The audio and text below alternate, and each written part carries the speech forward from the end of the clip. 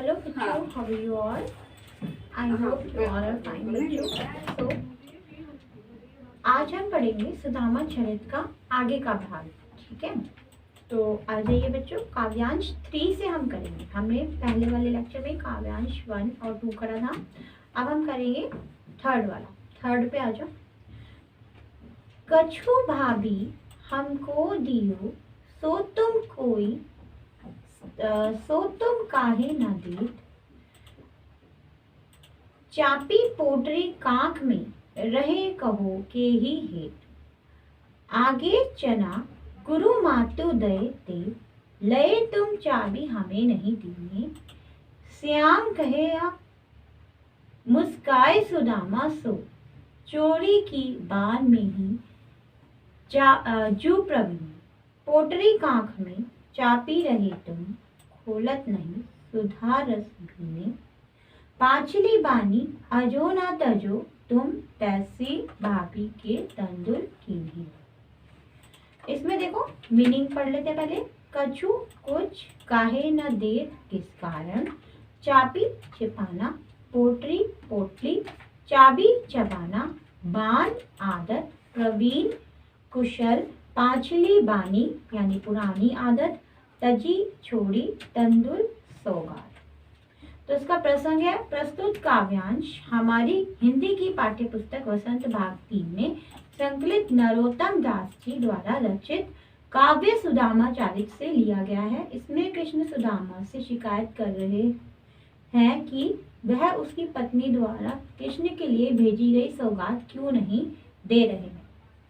तो इसमें कृष्ण सुदामा से शिकायत करते हैं कि वो जो पत्नी ने उनकी जो सुदामा की पत्नी ने जो उनके लिए सौगात भेजी है, तो वो आप क्यों नहीं उनको दे रहे हो।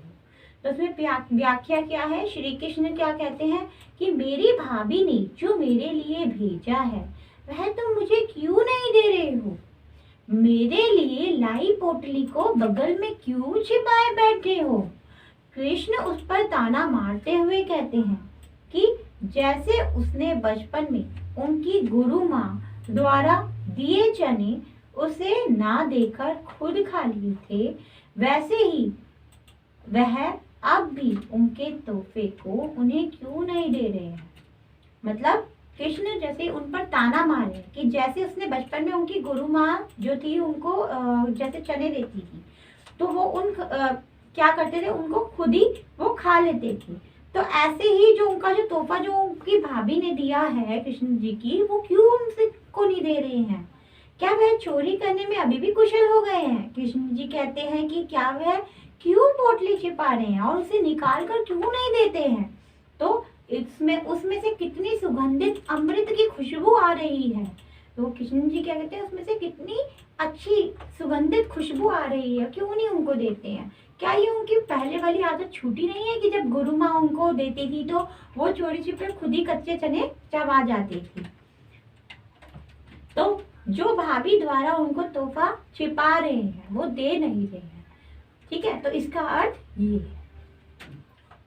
अब आ जाओ काव्यांश 4। वह पुलकनी वह उठी मिलनी वह आदर की बात, वह पटवनी गोपाल की कछु न जाती जात, घर घर कर ओढ़त फिरे तनक दही के काज, कहा भयो जो अब भयो हरि को राज समाज, हाँ आवत ना ही हूँ तो वाही पठियो ठेली, अब कहीं हाँ समुझाए के बहुधन धरो सकेली, पुलकनी खुश होकर उठी मिलनी गले मिलना, पटवनी भेजना, जात मतलब जाति, हरि मतलब कृष्ण, ठीक है, साज समाज राज्य में, राज समाज राज्य में, ओढ़त फिरे इधर उधर फिरना, तनक थोड़ा, वाही पटियो खाली हाथ, थैली मतलब भेजना, धन दौलत, धरो यानी रखना। तो प्रसंग क्या है, प्रस्तुत काव्यांश हमारी हिंदी की पाठ्य पुस्तक वसंत भाग 3 में संकलित नरोत्तम दास जी द्वारा रचित सुदामा चरित से लिया गया है। इस पद में कृष्ण सुदामा को खाली हाथ भेज देते हैं और इस बात पर सुदामा को बहुत दुख होता है। तो व्याख्या क्या है? उपयुक्त पंक्तियों में मतलब क्या इसमें आपको ये बताया गया है इसमें कि कृष्ण सुदामा को खाली हाथ भेज देते हैं, तो इस बात पर सुदामा को दुख होता है कि उन्होंने मुझे खाली हाथ भेज दिया। तो व्याख्या क्या है? उपरोक्त पंक्तियों में सुदामा सोच रहे हैं कि जब वे कृष्ण के यहाँ पहुंचे थे तब तो उन्होंने बड़ी प्रसन्नता दिखाई थी, वे उठकर गले मिले थे और सुदामा को बहुत आदर भी दिया था, पर विदाई के अवसर पर इस तरह खाली हाथ भिजवाने की बात सुदामा को कुछ समझ में नहीं आ रही थी। वास्तव में कृष्ण सुदामा को उनके मुट्ठी चावल खाते ही दो लोकों की धन दौलत दे डाली थी, जिससे सुदामा बिल्कुल अनजान थे।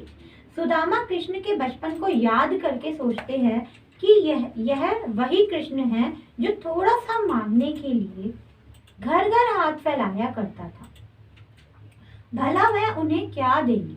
सुदामा तो पहले ही माखन चोर कृष्ण को जानते थे, पर उनकी पत्नी ने ही उन्हें जिद करके यहाँ भेजा था।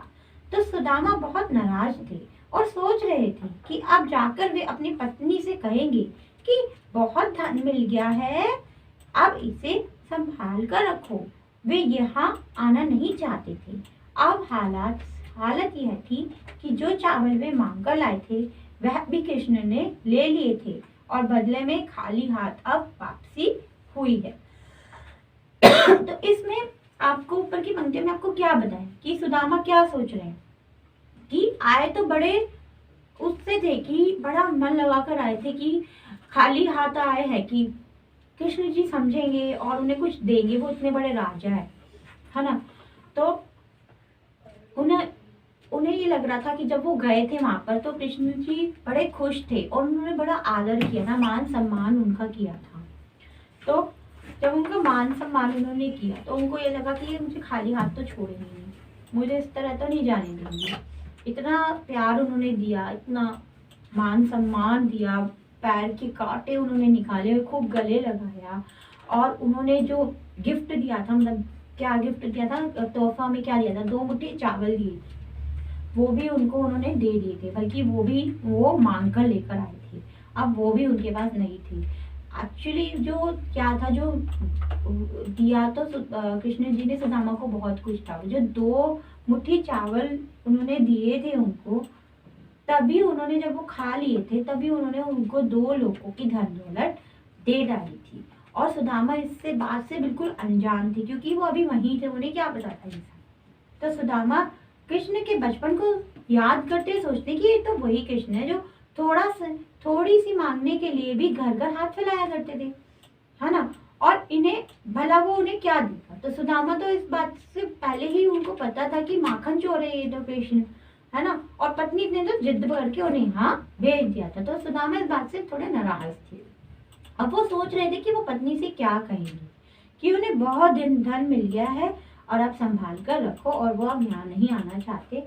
अब उनकी ऐसी हालत हो गई कि जो चावल वो कृष्ण के लिए मांग के लाए थे वो भी अब उनके पास नहीं है, अब उनको खाली हाथ वापस आना पड़ेगा। ठीक है, अब नेक्स्ट पे आ जाओ, काव्यांश नंबर 5 पे।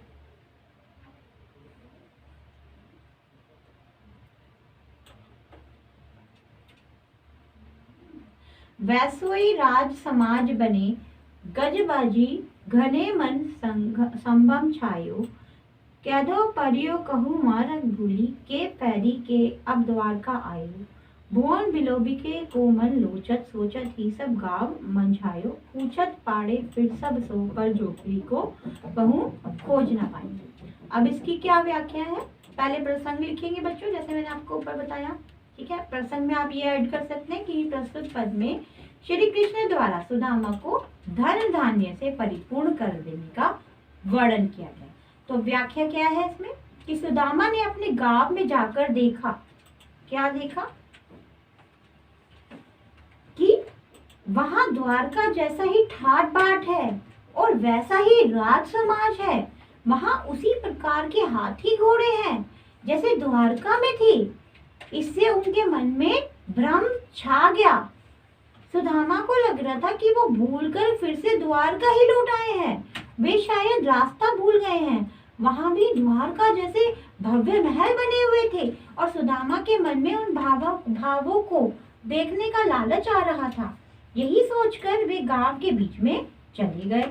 वहां जाकर सुदामा ने सभी से अपनी झोपड़ी के बारे में पूछा, पर वे अपनी झोपड़ी को खोज ही नहीं पाए। वास्तव में उनकी झोपड़ी के स्थान पर श्री कृष्ण की कृपा से भव्य महल दिखाई दे रहे थे और उनका पूरा गांव भी अलौकिक आभा से चकाचौंध हो रहा था, जिनके कारण सुदामा भ्रमित हो रहे थे। श्री कृष्ण ने उनकी बिना बताए ही सहायता कर दी थी। अब सुदामा ने गांव में जाकर देखा कि वैसा ही जैसे द्वारका में ठाट बाट सा राजमहल है, वैसे ही जैसे हाथी घोड़े हैं, द्वारका है, तो वहां पर सब कुछ यही था जहां पर उनके झोपड़ी थी। तो ये देखा कि मन में उनका भ्रम आ गया कि जैसे मैं गलत जगह पर आ गया हूँ, वापस वहीं तो नहीं आ गया जहाँ से मैं आया था, मतलब वहीं पर तो नहीं पहुंच गया जहाँ पे कृष्ण का द्वारका है, वहीं पर आ गया मैं तो वापस। तो पर उसने फिर सोचा कि मैं सबसे पूछ लेता हूँ अपनी झोपड़ी के बारे में, तो अपनी झोपड़ी तो उन्हें मिली ही नहीं। तो अपनी झोपड़ी के स्थान पर उन्हें श्री कृष्ण जैसा ही भव्य महल दिखाई दे रहा था और उनका पूरा गांव ही अलौकिक आभा से चकाचौंध हो गया था, जिनके कारण सुदामा भ्रमित हो रहे थे और श्री कृष्ण ने उनकी बिना बताए ही सहायता कर दी थी। तो ये इसका अर्थ है। ठीक है बच्चों, अब आ जाओ नेक्स्ट पे, काव्यांश 6 पे। क्या वह टूटी सी छानी हती, कहाँ कंचन के अब धाम सुहावत, क्या पग में पनही ना हती, कहाँ लय गर्जा हूँ ठाड़े महावत, भूमि कठोर पैर आज कटे, कहाँ कोमल सेज पर नींद न आवत, क्या जुल तो नहीं कूदी सवा, कहाँ प्रभु के प्रताप ते ढाक ना भावत। अब प्रसंग आप लिखेंगे पहले। प्रस्तुत काव्यांश हमारी हिंदी की पाठ्य पुस्तक वसंत भाग 3 में संकलित नरोत्तम दास जी द्वारा रचित काव्य सुदामाचार्य से ली गई है। प्रस्तुत पद में श्री कृष्ण द्वारा सुदामा को धन्य धान्य से परिपूर्ण कर देने का वर्णन किया है।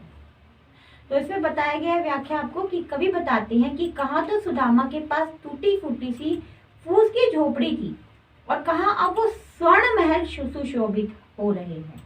पहले तो सुदामा के पैरों में जूतियां तक नहीं होती थी और कहाँ अब उनके महल के द्वार पर महावत के साथ हाथी खड़े हैं और सवारी के साधन उपलब्ध हैं।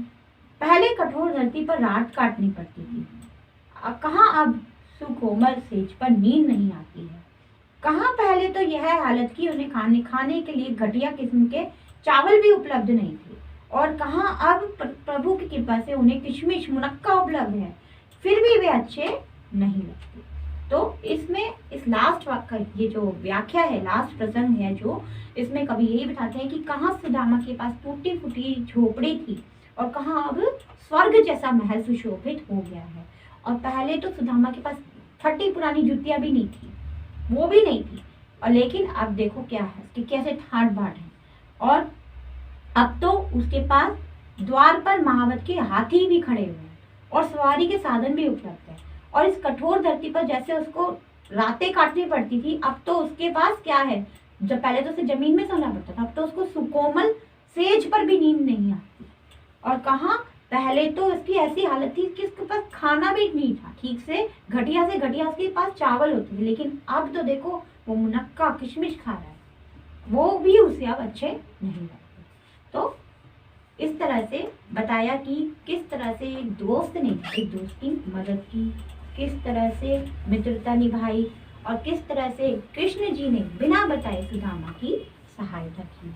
तो इसमें जो आपको व्याख्या की है बच्चों, बहुत ही सुंदर व्याख्या है और इसको आज आपको पूरे चैप्टर को फिर से पढ़ना है और इसकी व्याख्या भी लिखनी है और प्रस्तुत सहित लिखना है। इससे आपको याद रहे कि इसके कवि नरोत्तम दास जी हैं और इसकी व्याख्या आप जरूर से लिखिए। तो आशा करती हूँ बच्चों आपको ये चैप्टर समझ में आया होगा और जो कृष्ण जी और जो सुदामा की दोस्ती है, मित्रता है, उसके बारे में भी आपको बहुत कुछ पता चला होगा कि पहले किस तरह के मित्र होते थे।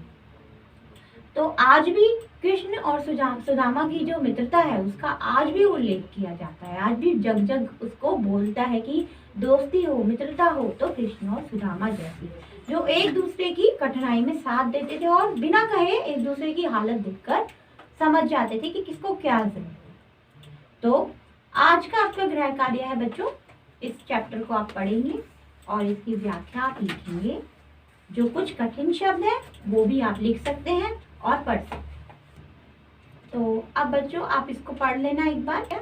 अब आप इसको एक बार पढ़ लेंगे और इसकी जो एक एक जो हमने सारी आपको व्याख्या बताई है वो सारे आप एक बार फिर से रिवाइज कर लेंगे और जो इसके शब्दार्थ हैं वो पढ़ लेंगे और पूरा एक बार इसको लिख लेंगे। ठीक है। अच्छा, इसके कवि जो है वो नरोत्तम दास जी हैं। जन्म उनका सन 1550 में हुआ था। स्थान उत्तर प्रदेश के सीतापुर जिले में और जो मृत्यु हुई थी उनकी वो सन 1605 में हुई थी।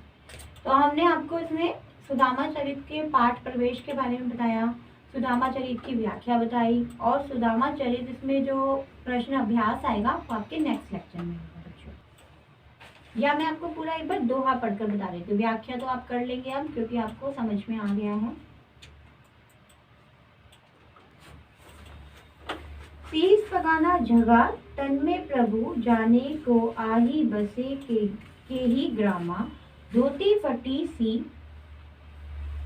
लटी दुपट्टे अरु पाए उपानहा की नसी सामा, द्वार खइयो द्विज दुर्बल एक रहियो चौबीसो वसुधा अभिरामा, पूछत दीन दयाल को धाम बतावत अपना नाम सुदामा।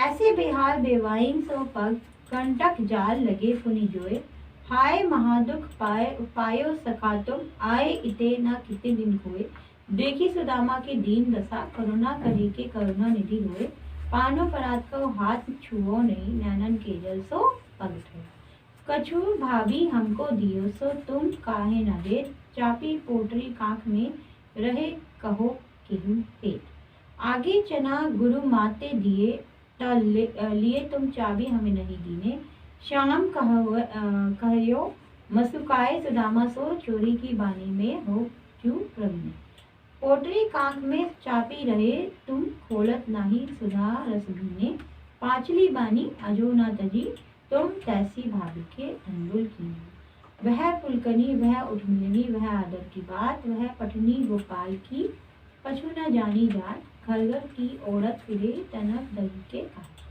कहा भयो जो अब भयो हरि को राज समाज, हो कब इत आवत उतो वाही पटियो, ठेली खइयो धनी सो जाई के अब धन परो सीखी, वैसी राज राम समाज बने गजबाजी ढने, मन संबल छायो वैसी कंचन के सब धाम है, द्वारी के महिला फिर आयो, भुवन विलोभिको को मन लोचत सोचत है सब गाव मंझाया, पूछत पांडे फिर सबसो पर झोपड़ी कहू खोज न पाया, क्या वह टूटी सी छनी हाथी कहा, कंचन के सब धाम सुहावत, के पग में अनही नाहती कहूँ, ले गजराज अठाड़े महावत, भूमि कठोर पे रात कटे कहा, कोमल सेज पे नींद न आवत, के जुड़तो नहीं कोदो सवा प्रभु के प्रताप तय दाख ना भावत। तो भावार्थ बच्चों मैंने आपको बता दिया है। ये था आज का पूरा पाठ, सारांश हम पढ़ चुके हैं। ठीक है, अब आप सभी व्याख्या लिख लेंगे। तो क्लास इज ओवर नाउ। ठीक है, अब मैं चलती हूँ और अपना होमवर्क आप कंप्लीट रखना। बाय बाय बच्चों, टेक केयर।